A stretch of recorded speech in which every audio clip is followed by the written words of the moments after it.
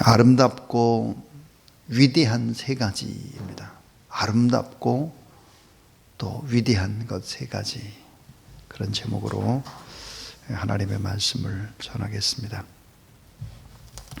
너무나 가난한 농부가 있었습니다. 남의 밭을 빌려서 농사를 하고 농수한 곡식을 땅 주인에게 돌려주는 소장농이었습니다. 어느 날 평소와 같이 밭을 일구고 땀 흘려 일을 하고 집으로 돌아가는 길이었습니다.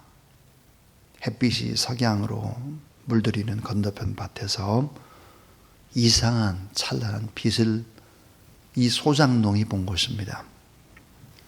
산빛 아래에 돌이 많은 밭이었는데 너무나 아름다운 빛이 반사되고 있어서 농부는 빠른 걸음으로 그 돌짝밭에 가보았습니다.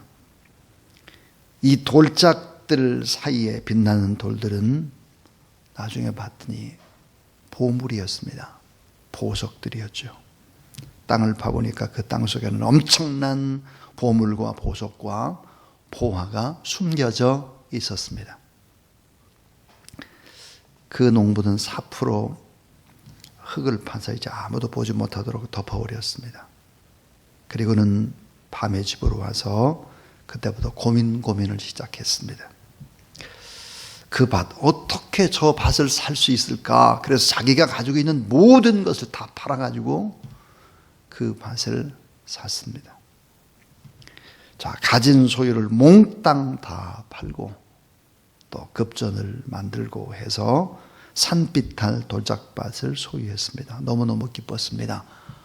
동네 사람들은 수군수군 대기 시작했죠. 아무짝에도 쓸데없는 저 돌짝밭을 왜 저거 사나? 정신이 없구나. 그 밭대기를 사놓고 왜 희죽희죽 웃고 저러나, 좀 정신이 좀 이상하게 된 거 아니야 저거? 이런 놀림을 받았습니다. 그러나 너무너무 기뻤습니다. 그 산빛할 돌짝밭에는 엄청난 금은 보화가 숨겨져 있다는 것을 알기 때문입니다. 또 보석 장수가 있었죠. 그때 당시에 보석 가운데 최고의 보석은 질 좋은 진주였습니다. 진주를 손에 넣으면 그게 최고의 보석이었으니까요. 이제 진주를 구하러 다니다가 정말 질 좋은 진주를 발견하고 자기의 모든 소유를 몽땅 팔아가지고 그 진주를 사놓고 기뻐하는 것이 바로 이제 천국의 비유에 관한 이야기였습니다. 마태복음 13장에는 이 감추인 보화, 값진 진주를 비롯해서 천국이 와요. 어떤 것인가, 천국 비유가 7가지가 나오고 있습니다. 이 천국은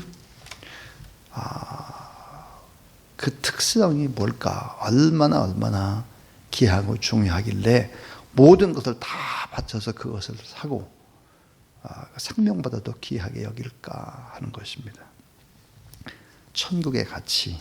그래서 오늘 이제 3가지 얘기를 하려고 하는데, 가장 아름답고 위대한 것이 뭘까? 천국이다. 첫 번째입니다. 자, 천국이 가장 아름다운 거예요. 가장 위대한 곳, 천국입니다. 자, 천국은 밭에 숨겨진 보물과 같다 그랬고, 하나님의 나라는 금, 은, 보석, 보화, 보물, 무궁무진한 밭과 같다. 근데 그 밭을 내가 소유한 것입니다. 얼마나 기쁠까요? 천국은 가장 최고의 값진 진주와 같다. 진주 장사인 내가 그 진주를 손에 넣었다 하는 것입니다. 근데 이 천국은 발견합니다. 어떻게 발견할까요? 우연히 발견했습니다. 감춰져 특별한 사람에게 보여주는 것인데, 그 특별한 사람이 바로 내가 된 거죠. 그리고 팔았다 그랬어요. 가장 귀한 모든 것을 다 팔아서 가장 좋은 것을, 다시 말하면 버리고, 내 소유를 다 버리고 그것을 얻은 것입니다. 자, 가장 소중한 것을 포기했기 때문에 목숨을 걸고서라도 그 밭을 산 것입니다. 그리고 이 소장농 농부는 가장 큰 부자가 됐고 가장 큰 행복으로 최고의 기쁨으로 최고의 축복을 소유했다. 천국에 관한 얘기입니다. 자, 그런데 이 천국이라고 하는 것은 이렇게 밭에 숨겨진 그런 보석처럼 우연히 내가 힘을 쓰지 않아도 발견할 수 있는 우연한 특별한 선물이고 은혜다. 그런데 동시에 진주라고 하는 것은 그 장사가 이곳저곳 찾으러 다녔다는 거예요. 노력을 했다라고 하는 것입니다. 믿음에는 이 두 부류가 존재하는 것이죠. 하나님의 은혜로 우연히 천국을 발견해가지고 운 좋게 그렇게 발견하는 경우도 있지만 내가 구도자의 자세로 나도 좀 하나님을 만나보고 싶다라고 하는 이런 열정을 가지고 그리고 이제 드디어 발견하는 경우도 있다는 것이죠. 자, 천국이라고 하는 것은 겨자씨나 누룩이나 미랄이나처럼 너무 작습니다. 자, 겨자씨나 누룩이나 미랄이 너무 작잖아요. 점점점 커집니다. 그래서 내적인 변화가 일어나고 나중에 결국은 외적 변화까지 확인할 수 있는 것이 바로 천국이다. 어쨌든 이 천국의 가치라고 하는 것은 내 모든 것을 다 팔고 목숨을 걸고서라도 꼭 내가 소유해야 되는 곳, 그것이 바로 천국이다. 최고의 아름답고 가장 위대한 것이 바로 천국이다 하는 것입니다. 이 천국을 우리는 예수 그리스도를 믿음으로 말미암아 소유한 거죠. 그러니까 부자 중에 부자고 가장 아름다운 것을 소유하고 있다 하는 것입니다. 그래서 신앙의 표시가 뭡니까? 기쁨입니다. 신앙의 표시는 내가 예수 그리스도를 제대로 잘 믿는다 그러면 기쁨, 그 다음 감사, 행복이 넘칠 수밖에 없는 거죠. 가장 아름답고 위대한 것은 천국이다. 이 천국. 두 번째입니다. 자, 가장 아름답고 위대한 사람이 있습니다. 사람. 자, 가장 아름답고 위대한 사람이 누구일까?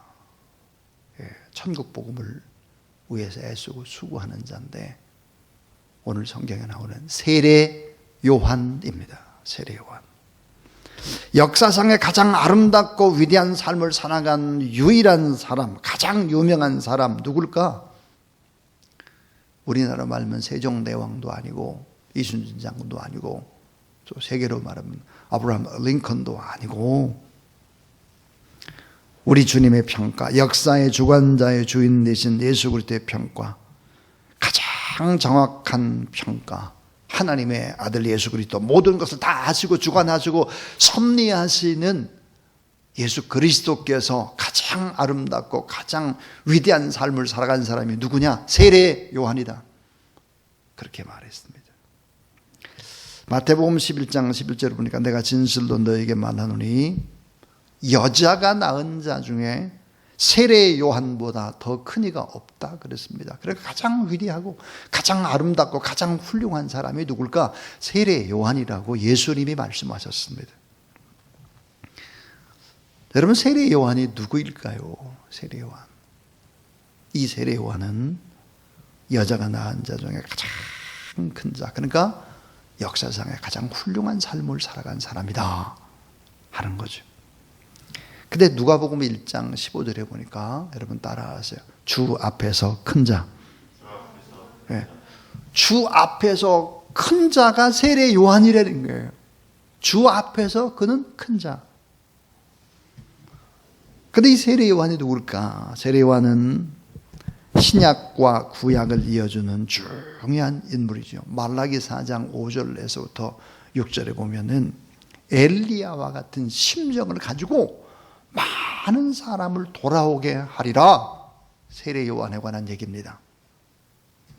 누가복음 1장 17절에 똑같이 그렇게 말하죠. 엘리야의 능력과 엘리야의 성정을 가진, 그래서 많은 잃어버린 사람들을 찾게 되고 돌아오게 하는 것이 바로 세례 요한이라고 이야기를 하고 있습니다. 그러니까 이 신약과 구약을 이어지는 아주 유명한 인물 가운데 하나가 세례 요한이다. 세례 요한은 여러분이 잘 아는 대로 광야에 외치는 자의 소리였습니다. 광야에 외치는 자의 소리. 회개를 촉구하는 것이죠. 지금 이렇게 살아서는 안 됩니다. 회개해야 됩니다. 회개를 외쳤다. 자, 그런데 이 세례 요한은 참 누가복음 1장에 보면 특별한 사람입니다. 엄마의 뱃속에 태아로 있을 때부터 성령 충만했다 그랬어요. 엄마의 뱃속에서부터 성령 충만한 자였습니다. 그러니까 아이가 뛰놀고 엄마 뱃속에서 성령이 충만한 그런 영적인 교감이 어머니와 이루어졌던 그런 사람이다. 그러나 이런 거 말고 세례 요한이 가장 위대한 삶을 살아갔던 그것은 뭘까? 예수 그리스도를 예비한 자였습니다. 예수 그리스도. 그는 이렇게 말했죠. 나는 쇠해야 되고 예수 그리스도는 흥해야 한다. 그랬습니다. 내가 아니라 예수 그리스도다. 내가 아니라 복음이다. 천국 복음을 또 예비해서 예수 그리스도에게로 많은 사람들을 소개한 사람. 이 사람이 가장 아름답고 위대한 사람 세례 요한이다 그랬습니다. 저는 어제 아침 9시부터 10시 30분까지 줌으로 중남미 콜롬비아 장로회 신학대학 이사회를 했습니다. 물론 제가 이사장이 아닙니다. 콜롬비아 보고타, 또 미국의 뉴욕 동부, 또 한국의 이런 8명의 국제회의를 진행을 하면서 참 깊은 감동을 하나 받은 것이 있습니다. 그것은 바로 34년 동안이나 콜롬비아 보고타 장로회 신학대학을 세우고 많은 목회자를 양성을 한 김위동 선교사님 있습니다. 김위동 선교사님 뒤를 이어서 고석훈 선교사님, 김윤정 선교사님이 지금 이제 그곳에 일을 하고 있습니다. 34년 전에 콜롬비아라고 하는 곳을 가기만 해도 힘듭니다. 비행기 타기하고 가는 데만 3일이 걸리죠. 자, 그런데 그곳에 가서 척박한 곳에서 복음을 증거했죠. 그런데 이 코로나 팬데믹 상황 속에서 보고타 장로회 신학대학은 줌으로 강의를 시작했고 그 강의를 들은 사람들이 점점점 많아져서 중미, 남미, 특별히 스페인어를 쓰는 미국에까지 강의를 듣는 사람들이 늘어나게 된 것입니다. 그것은 그 신학 강의가 너무 힘들어서 휴학을 내고 미국으로 가고 흩어졌던 사람들인데 줌으로 하니까 나도 다시 복학해서 듣겠다 한 거죠. 그것은 기적이었습니다. 이 같은 엄청난 기적은 한 사람에게서부터 시작이 됐다. 고석훈 선교사님이 어제 회의를 하면서 이런 얘기를 했습니다. 제가 김위동 선교사님을 만난 것은 가장 큰 축복 중에 축복입니다. 그러면서 이제 우리들이 모르는 이야기를 해 주었습니다. 그게 뭐냐면 김위동 선교사님은 자기를 후원하는 후원자들을 다 고석훈 선교사님한테 붙여주고 본인은 조용히 은퇴를 하시고 지금 생활비 걱정을 하고 계시는 거예요. 너무나 아름다운 모습이었습니다. 설교 준비를 하는 내내 야, 저분이야말로 세례 요한 같은 분이 아닐까 그런 생각이 들었습니다. 자, 가장 아름답고 위대한 것은 천국이고 가장 아름답고 위대한 사람은 세례 요한처럼 복음을 위해 살아가는 그런 사람이었다 그랬습니다. 마지막 세 번째입니다. 가장 아름답고 위대한 삶. 그것은 뭘까? 가장 아름답고 위대한 죽음. 그것은 무엇일까? 순교입니다. 순교. 오늘 본문은 세례 요한이 순교하는 본문입니다. 참 가장 위대하고 아름답게 삶을 살다가 옥중에서 순교한 세례 요한의 이야기. 그런데 세례 요한의 죽음이라고 하는 것은 일반적인 죽음이 아니었습니다. 순교였는데요. 무엇을 위해 순교했을까 하는 것입니다. 그것은 불의한 사람들 속에서 정의를 위한 죽음입니다. 정의를 위한 죽음이다. 세례 요한은 침묵하지 않았죠. 헤롯의 불의를 지적합니다. 헤롯의 잘못된 부분들을 말하기 시작한 것이죠. 누구도 말하지 않습니다. 정의를 위한 죽음이었습니다. 자, 또 하나 이 세례 요한의 순교라고 하는 것은 주님을 위한 죽음이었습니다. 주님을 위한 죽음, 예수 그리스도를 위한 죽음이죠. 로마서 14장 8절을 보니까 살아도 주를 위해서 살고 죽어도 주를 위해 죽나니 사나 죽으나 우리가 주의 것이다. 바울도 그런 고백을 했고 나는 날마다 죽노라 그랬습니다. 주님을 위한 죽음이었습니다. 주님을 위한 죽음. 또 하나 이 세례 요한의 순교가 위대한 그 이유는 뭘까? 사명을 위한 자발적인 죽음이었습니다. 사명을 위한 자발적인 죽음. 세례 요한이 얼마든지 죽음을 피할 수 있었고 옥에서 갇힐 이유가 없었고 한평생 잘 먹고 잘 살 수가 있었고 세례 요한의 집안은 좋은 집안이었죠. 광야에 가서 회개하라고 외칠 이유가 전혀 없는 사람이었죠. 약대 털옷을 입고 메뚜기를 먹고 석청을 먹으면서 청빈하게 살아가야 될 이유가 없는 사람이었습니다. 근데 요한복음 3장 30절에 보면 그는 흥해야 하겠고 예수님은 흥하고 나는 쇠해야 하리라 그랬습니다.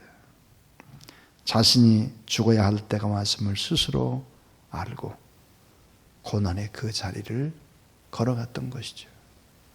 사명의 죽음입니다.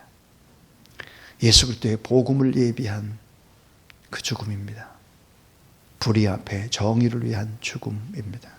그래서 결국은 순교를 당하게 된 것입니다. 오늘 제가 세 가지 얘기를 했습니다. 세 가지. 아름답고 위대한 것. 정말 그게 뭘까 하는 거예요. 정말. 아름답고 위대한 것은 천국이다. 내가 가지고 있는 가장 소중한 모든 것을 다 바쳐서라도 이 천국을 얻고 이 천국 때문에 기뻐하고 즐거워하고 감사하고 그렇게 살아가는 사람이 아름답고 위대한 삶을 사는 사람이다. 또 가장 아름답고 위대한 사람은 세례 요한이다. 예수 그리스도를 가리키고 예수 그리스도 앞으로 사람들을 인도하고 그리고 천국 복음을 위해서 그렇게 아름답게 자신의 삶을 드리는 이런 사람이 가장 위대한 사람이다.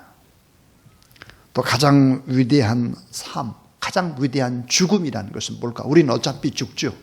이래 죽고 저래 죽고 다 죽고 나이가 들면 쇠하게 되어 있고 다 여기저기 잘못된 데 터져나오고 다 그렇게 되는 것이죠. 근데 가장 아름다운 죽음은 뭘까? 그것은 순교라고 하는 것입니다. 순교. 우리도 종종 기도를 하죠. 내 평생의 기도 12가지 기도를 합니다. 저도 하고 여러분도 하고 우리 서로 기도하는 그 내용 가운데 보면 내 평생의 기도, 소원 기도 가운데 하나가 순교입니다. 순교. 아파서 막 그러지 말고 주의 일을 하다가 기쁨으로 하나님 앞으로 간다면 참 좋겠다. 그래서 순교하게 해주세요가 바로 이제 저의 기도 가운데 하나입니다. 자, 우리 어떻게 인생을 살아야 될까? 이왕 살바면 가장 아름답고 가장 위대한 삶을 살아야 되지 않겠습니까? 이런 삶을 살아가는 저와 여러분 우리 모두 다 될 수 있기를 주의 이름으로 축원합니다.